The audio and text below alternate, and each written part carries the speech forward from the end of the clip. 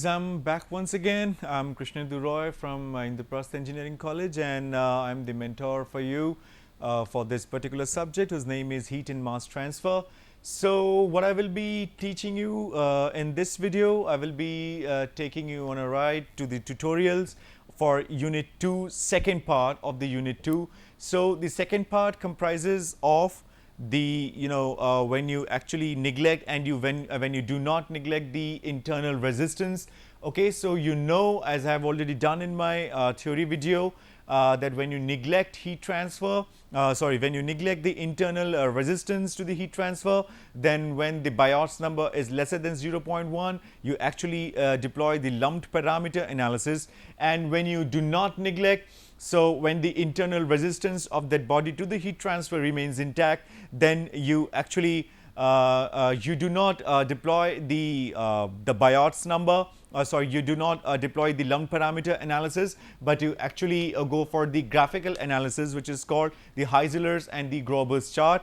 Okay, so what I will be doing today is I will be touching these both things. Okay, because I will be touching these both things in this one tutorial. So in part 1 of this tutorial, in this video itself, you will be shown some numericals for when you do not when you actually neglect the internal heat resistance. So when the Biot's number is lesser than 0.1, or in shorter term, in the term for your course, that is the lumped parameter analysis. And the next thing that will come up will when the Biot's number is actually greater than 0.1, in your course it will be using Heisler's or Grober's chart or the graphical analysis for the numerical. Okay, so I think without wasting much time, so let me get into this. So let's get into this. So conduction unsteady state heat transfer. So you are all aware of this particular thing. So I'm basically giving a brief once again. So if the temperature of a body, and you already know that this is a practical thing, because in nature nothing remains steady. So if in nature nothing remains steady, so we have to follow the nature. So it has to be unsteady, right? So when the temperature actually varies with time, so it becomes unsteady. So unsteady is quite practical to approach. So that's why it's very much important to study this particular topic. So let's go into it. So conduction unsteady, transient. The common terminology is transient heat transfer. We all know, as I've already told you in my lecture video. So if the temperature of a body does not vary with time, it is said to be in a steady state. That we have already done when we were deriving the three-dimensional heat conduction equation. All right. So the right hand side of that, we were turning out to be 0 when we are talking of the steady state. Okay. But if there is an abrupt change in its surface temperature, okay, so the body attains an equilibrium temperature or a steady state after some period. So during this period, the temperature varies with time and the body is said to be in an unsteady transient state. The same thing that's that I've already told you prior to starting this video. Okay, so the transient thing is basically it's an unsteady state, because suppose if you are doing quenching of a metal. Okay, so what is quenching. You are heating it in an oven, suppose at around 1100 degrees Celsius, 1200 degrees Celsius, and then just taking out taking out the metal from an oven and then just dipping it into the cold oil bath or a cold water bath. So suddenly it will go for the crystallization of the structure and it will become very hard and brittle. Okay, so there is an abrupt change, in the temperature which the metal has undergone. So this kind of abrupt temperature change with the increased duration of the time is called the transient change. It's called the transient heat transfer. So it was a perfect example to explain. And there are several examples that's written on the right hand side of the screen. So it's like cooling of an IC engine. That when there is an engine combustion, okay, suppose it combusts at around 700 degrees Celsius or 800 degrees Celsius in the internal of it. So when the temperature means when the heat comes out on its surface and when it encounters the fins, so it actually it is actually covered with the air. So there is a gradual heat loss. So when there is a gradual heat loss, so actually the heat loss increases with the increasing duration of time. So this is again a very practical or very fitting example of the transient heat transfer. The automobile engine is the same case. Okay, now the heating and the cooling of the metal billets, that's what I have explained you. It's the process of quenching. Okay, now the cooling and the freezing of food, you know, we all do it day in and day out, every day in our home. Okay, now heat treatment of metals by quenching. Just now I've explained you, starting as topic of various heat exchange units in power installation, brick burning, vulcanization of rubber. Vulcanization, we all know, is the addition of sulfur compounds when you are actually stretching the rubber while heating it. Okay, so let's go for it. So all solids have a finite thermal conductivity. So you need to pay attention to this particular thing, because you know we'll be talking a bit of importance in this particular slide. So let's talk about this. All solids have a finite thermal conductivity, and there will be always a temperature gradient inside the solid whenever heat is added or removed. So please try to pay attention to this particular line, that all solids will have a finite thermal conductivity. Okay, so K will have a particular value, it cannot be infinite. Okay, and there will be always a temperature gradient, because if it is a solid, so the heat transfer will be conduction, and when there is a conduction, so heat, so there has to be dt by dx, and that's the temperature gradient. Okay, by now you should be able to figure out what is dt by dx. Okay, so inside the solid, whenever heat is added or removed.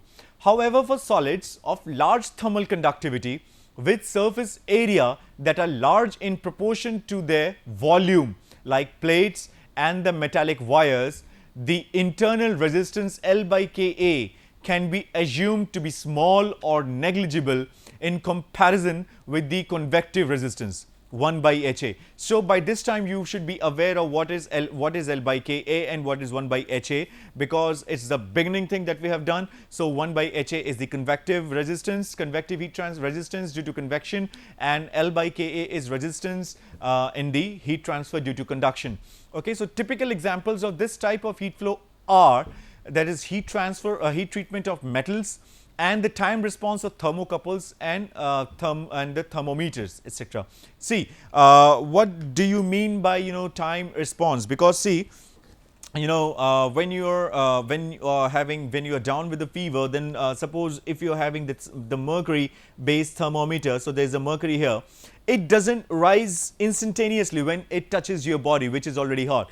It actually goes gradually and shows you the reading. Suppose it is 100 degrees Fahrenheit. Okay, so it's in the fever state now. So 100 degrees Fahrenheit, it doesn't reach just like this. It actually takes some time, and then it moves gradually up. Okay, so this is, and when it moves gradually up, so that means the time is included here. And since the time is included here and the temperature is changing from minimum to the maximum, so it means it's a very fitting example of transient once again. Okay, so heat treatment, so here it is time response of thermocouples and thermometers, so that is time response. Okay, had there been some other liquid, it would have been possible that it actually goes up very quickly. And had there been some other liquid, instead of the first one or the second one, the third one is having lesser time response, so you would have to heat, and then it would actually rise to a little extent. So it actually depends on liquid to liquid or the fluid to fluid, which is actually there for the thermometer or for the thermocouple. Thermocouple is nothing but it is actually conjunction of two metals, which actually produces electric current, which actually displays the amount of temperature in a digital display. So that is thermocouples or the thermistors. Okay, the process in which the internal resistance is assumed negligible in comparison with its surface resistance is called Newtonian heating or cooling process. Okay, this is quite important. The process in which the internal resistance is assumed to be negligible. Okay, now we are considering that the internal resistance is actually negligible.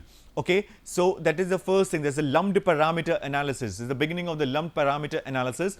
So when the process in which the internal resistance is assumed negligible, okay, in comparison with its surface resistance, is called Newtonian heating or cooling process. Okay, the temperature in this process is considered to be uniform at a given time, Such an analysis is called lumped parameter analysis. And in my theory video, I have already explained you what is lumped parameter analysis. It's again, we'll be discussing Biot's number once again. So when the Biot's number falls down below 0.1, so there you go for the lumped parameter analysis. And in simpler terms, when you neglect the internal resistance of a body to the surface resistance of a body, then you deploy the lumped parameter analysis. Okay. This is already done, so it's just the basis, okay. And this again we have done in the theory video, and since it's a tutorial, so it's my duty to talk everything about the derivation or the numerical, right. So let us consider a body whose initial temperature is Tt throughout and which is placed suddenly in an ambient air or any liquid at a constant temperature Ta, okay. The transient response, this is the figure 4.1a, okay. The transient response of a body can be determined by relating its rate of change of internal energy with convective exchange at the surface, okay. So this is a particular body whose internal resistance has been neglected, okay. So it's a control surface, okay. So what's happening is the temperature that is the internal temperature, the temperature that is inside the body, which is actually generating the internal heat. The heat is actually moving out instantaneously from the center towards this. What does it mean? It means that there is no internal resistance to the heat, right? So that is what we are talking about. So when there is no internal, so when there is negligible internal internal resistance to the heat, so then the heat that is there inside it, it actually goes out here instantaneously, okay. So it is like E out is equals to Q convection. So it is again the Newton's law of cooling, it is HA delta T. So here it's again HA delta T, and due to this change in heat, or due to this convection, due to this heat convection, the internal energy of the body is actually changing. So the internal energy of body, what is internal energy? So internal energy is mc dt or mc delta T, okay. So the same thing, m is equals to density into the volume, okay. C is the specific heat, and this and since delta T by delta small t, so here they have represented it with tau. Tau is nothing but the time, okay. So for the lumped heat capacity system, okay, now this they have done, this particular arrangement has been shown in an electrical circuit here in front of you. So what does it actually tells you? It actually tells that there is a temperature difference, okay, there is a temperature difference. So there is a thermal resistance. This thermal resistance, because heat is only due to convection, there is no conduction heat transfer, so it is actually the resistance here, okay. Now this rho Vc, this is actually the parameters of any body, okay. So the parameters of any body, volume is the volume of any body, you cannot change the volume, right, you cannot change the heat capacity of the body. So this is actually the capacitor, okay, this is actually the capacitor. So let's talk about it. So Q is equals to minus rho Vc dt by d tau, and that is equals to the convection heat transfer. Here the rho is the density, V is the volume, C is the specific heat of the body, H is the unit surface conductance, T is the temperature of the body at any time, degree Celsius, okay. A is the surface area of the body, T A is the ambient temperature in degree Celsius, and tau is the time in seconds, okay. Let's discuss this once again, okay. So this was our basic equation. This was the equation when the heat is coming out of the body instantaneously and there is a loss due to convection, then the internal energy of the system is changing. So this is an integral operator, this is again an integral operator, so you have to arrange it like that. See here, this is an integral operator of the temperature, so the temperature has to come with it, okay. And time, there is nothing, there is no integral operator for the integral variable for the time, so the time will remain alone, okay. So you have to integrate on both sides. So when you and since it's an indefinite integral, so there will be a constant, so here is a constant, okay. So the boundary conditions will be, Now when you are starting the clock, when you are starting the timer, so initial temperature will remain the initial temperature. So whatever the body was holding the temperature, or say whatever the temperature the body was holding at that point of time, so we are talking about the initial temperature at that point of time. So it is at tau is equals to 0 to T is equals to Ti. So if you just put it here, you will get C1, the only constant here. So you can write it like C, okay, capital C, nothing as C1 or C2. So let it be C. So C will be natural log of Ti minus Tu. You just put it, you will get it. Okay, nothing so panicking about it. So it is ln T minus Ta, so is equals to minus Ha rho Vc tau plus ln. Just putting it here. Okay. Now what you do? You actually see this is ln here, this is ln here. Keep them together. Okay. And it will be like the temperature profile once again, okay, and it is like this, okay. Now the following points are worth noting here. What are those following points? Equation this gives the temperature distribution in the body for Newtonian heating or cooling, and it indicates that temperature rises exponentially with the time. Okay, you can already see that this there is a term of exponential E. Okay. So that is actually making the temperature rising exponentially. Okay. So you can see in this graph, you can see again in this graph. So nothing very important, nothing so important about it. So see, now this is important. The quantity rho Vc by Ha has the dimensions of time, okay, and is called thermal time constant. Now this, you need to keep this in mind, that this particular thing, whenever they ask you to derive, and you know, in every year you will find this question, the derive and discuss or derive the thermal time constant. So whenever they have asked you to derive this particular thing, so you need to go back and to start from here. You might or might not draw this electrical circuit. So if you're not drawing the electrical circuit, no issues with that, but you need to show with the body with any abrupt edges that that the heat is actually getting transferred to the outer ambient instantaneously without encountering any internal resistance. Okay, so with this derivation you actually tend to, okay, so see, there is a tau here, right? So this tau has a dimension of time. So exponents, something which is there in the power of the exponent, will not have two dimensions together until and unless it has been intended to do so. So we are actually calculating the thermal time constant. So the thermal time constant will actually have the dimensions of time, right? So when and this temperature on the left hand side is a temperature ratio. So this temperature ratio will be a dimensionless term. So the right hand side should always be a dimensionless term. You have to match the dimensions, right? That is what we have learned in dimensional analysis. So the dimensions has to be matched. So since in the left hand side, since it's a dimensionless quantity, so again it will be a dimensionless quantity. So tau having the dimension of seconds, having the unit of seconds. So rho Vc by Ha will also have the dimension of seconds. So seconds to seconds will actually neglect it. Okay, so that will be a thermal time constant. Okay, its value is indicative of the rate of response of a system to sudden change in its environmental temperature. That is how fast the body will respond to a change in environmental temperature. Okay, so this is the thing. Okay, this is the capacity, that is the resistance that we have already shown there. Okay.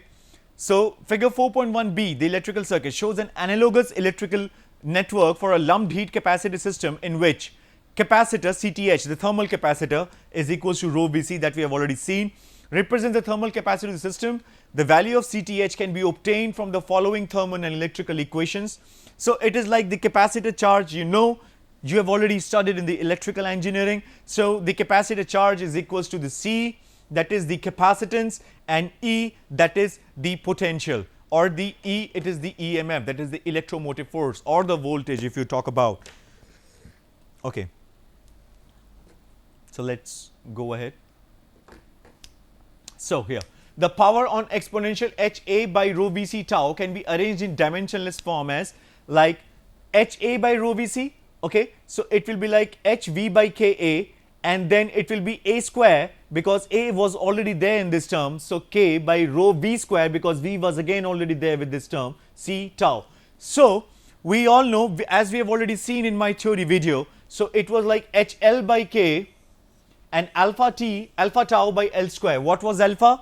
What was alpha? Alpha is actually written here. Alpha is thermal diffusivity of solid. Now you should be really acquainted about this term because we have done it when we were doing the lecture for unit 1. Okay. So alpha is K by rho C is thermal diffusivity of the solid, and L is the characteristic length of the body. So characteristic length is nothing but volume is equals to area into length. So length will be is equal to volume upon area. So flat plate cylinder, you just have to write the formula of area and the volume, and you will get the respective the characteristic length. Okay, so this HL by K is nothing but the Biot's number, right?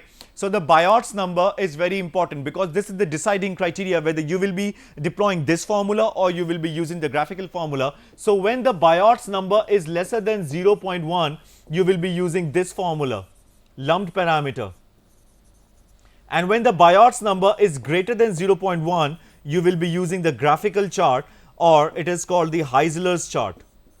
Okay. So this is the deciding criteria. It's a dimensionless number. It is HL by K. Okay. Alpha tau by L square, it is again a dimensionless number, and I have already told you alpha tau by L square is the Fourier's number. So this is very important. So that equation,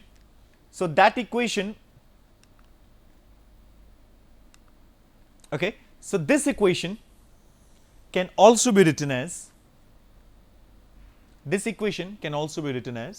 this, that is exponent of minus of Biot's number into Fourier's number. Okay. So okay, so let's talk about this example. A 50 centimeters by 50 centimeters copper slab of 6.25 mm thick has a uniform temperature of 300 degrees Celsius. Its temperature is suddenly lowered to 36 degrees Celsius.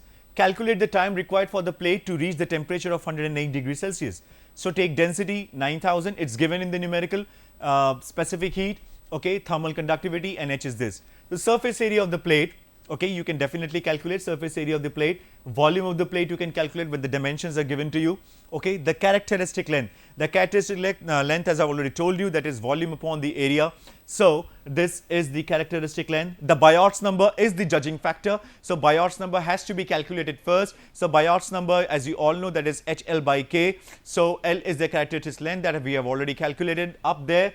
So the Biot's number, see, the Biot's number is 7.6 into 10 to the power minus 4, and which is far less than 0.1. So you know when the Biot's number is lesser than 0.1, what you need to do. So you need to implement the you need to implement the lumped parameter analysis for this particular question. So there is no question about that, right? So the Biot's number, when it's less than 0.1, is written here.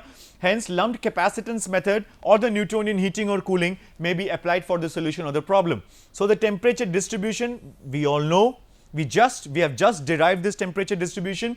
Okay, so substituting the values, everything is given, you just need to calculate the time. So just by simple mathematical calculation, you can actually take out the time in seconds. Okay, so this was a generic kind of numerical. This kind of numerical you will actually find in your question paper. So it's quite simple, right? So you need to calculate. So in these series of numericals, you will actually have to judge the kind of formulae or the kind of analysis. You need to judge it by the help of the judging factor, that is the Biot's number. If the Biot's number is lesser than 0.1, lumped parameter, you need to remember it, and if the Biot's number is greater than 0.1, I will be coming to that very soon. Okay, so let's discuss this. A solid copper sphere of 10 centimeters diameter, the density is given, the specific heat is given, the thermal conductivity is given, initially at a uniform temperature Ti 250 degrees Celsius, is suddenly immersed in a well stirred fluid which is maintained at uniform temperature. The heat transfer coefficient between the sphere and the fluid, H, is given. Determine the temperature of copper block at tau is equals to 5 minutes after the immersion.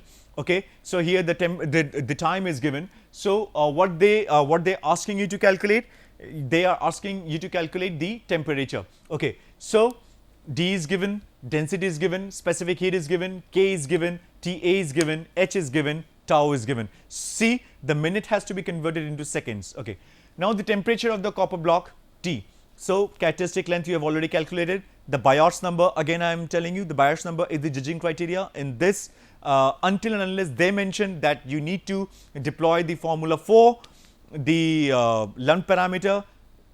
If it is not that case, then you need to implement the Biot's number. You need to implement the Lund parameter analysis, judging it by the Biot's number. Okay. So this is the thing. Simply you need to calculate the temperature. Everything is given to you. Okay. So let's come to let's come to this kind of numerical, this kind of analysis is a graphical analysis. So the graphical analysis is when the Biot's number is greater than 0.1. Please try to remember this thing. So in the x-axis it is Fourier's number. Okay, in the y-axis it is 1 by Biot's number, and the 1 by Biot's number is increasing from this end till this end, from 0 to 100. And here on the y-axis, okay, the y-axis is having the temperature profile, right? So what you need to do, suppose if you are talking about the center line temperature, so the center line temperature, you need to calculate the Fourier's number first. You need to find out the 1 by Biot's number. If suppose if the Fourier's number is here and the 1 by Biot's number is matching here, you need to draw a vertical line intersecting it, and then from that intersection you draw a straight horizontal line, and that straight horizontal line will actually give you theta by theta naught. That is the temperature profile, and we are talking about when it is at the center line. It is written like mid plane when x is equals to 0.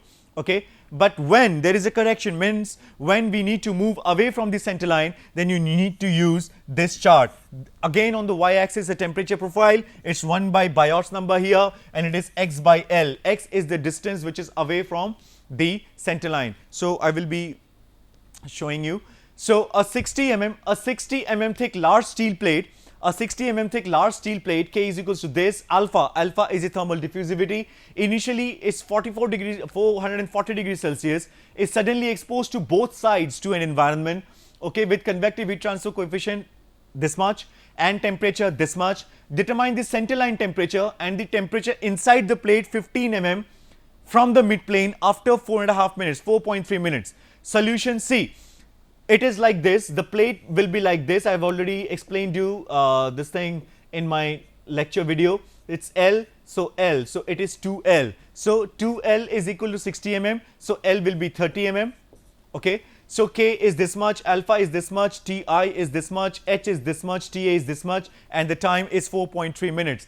Okay, so temperature at the mid plane. So the temperature at the mid plane will be, first of all you need to calculate the characteristic length, Fourier's number alpha tau by L square, the Biot's number. See, the Biot's number is 0.165. So this gives a clear indication that you will not deploy or you will not implement the Lund parameter analysis, rather you will implement the graphical analysis. So at Biot's number greater than 0.1, the internal temperature gradients are not small, therefore internal resistance can't be neglected. Okay, so Lund parameter analysis cannot be. So the Fourier's number you have already calculated. You have calculated the 1 by Biot's number at the mid plane. So here it is. So just by using that chart, I have already shown you, just by using the chart, you need to calculate this thing. Substituting the values, you can actually calculate the TO.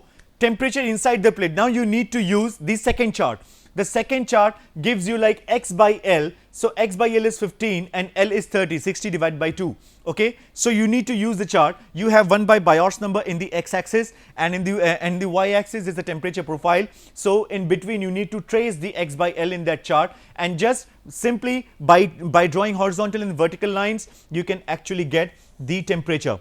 Okay, so this was, so this was all about the tutorial for the derivation and the numerical for this particular topic, when the Biot's number is lesser than 0.1 and when the Biot's number is greater than 0.1. So it is quite easy to do when it comes to graphical analysis, but the analytical analysis is also not that difficult. You just need to get that judging factor right, that is Biot's number, and if it is right, then definitely you can actually see what what kind of formula you need to implement for solving that numerical.